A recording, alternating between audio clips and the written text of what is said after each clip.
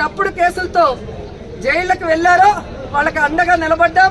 వారందరికీ కూడా ఈరోజు బెయిల్స్ ఇచ్చాం. ఎవరైతే వాళ్ళ మీద అక్రమ కేసులు పెట్టి ఇబ్బంది పెట్టారో ఆ కూటమి నాయకుల్ని గాని ఆ అఫీషియల్స్ ని గాని వదిలిపెట్టేది లేదు. మీకు రెడ్ బుక్ రాజ్యాంగం ఉంటే మాకు అంబేద్కర్ గారి రాజ్యాంగం ఉంది. అంబేద్కర్ గారి రాజ్యాంగం ప్రకారం న్యాయబద్ధంగా మీ అందరినీ కూడా శిక్షిస్తామని కూడా ఈ సందర్భంగా తెలియజేసుకుంటున్నాం. అలాగే మీరు చూస్తే ఈ రాష్ట్రంలో ఆడవాళ్ల మీద ఏ విధంగా అరాచకాలు, అక్రమాలు, రేపులు, దురదృష్టకరం 3 ఏళ్ల అమ్మాయిని కూడా మొన్న మీరు చూస్తే ప్లీనరీ జరిగే ప్లేస్ లో రేప్ చేసి చంపేసి కంపల్లో వెళ్తే ఏ వంట బాగుంది అని మాట్లాడతారు. ఎంతమంది వచ్చారని మాట్లాడతాడు చంద్రబాబు నాయుడు. ఇచ్చిన సూపర్ 6 కి దిక్కు లేదు.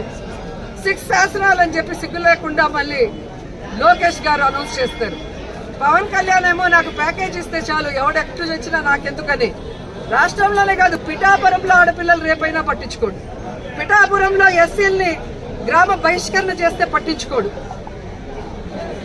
సుగాలి కేసు అన్నారు, ఏమైందో తెలియదు. 30,000 మంది మాయమయ్యారన్నారు. మరి ఆ రోజు ఇంటెలిజెన్స్ వ్యవస్థ నీకు చెప్తే ఈ రోజు కూటమి ప్రభుత్వంలో ఉన్న నీకు ఇంటెలిజెన్స్ చెప్పదా 30,000 మంది ఎక్కడున్నారు?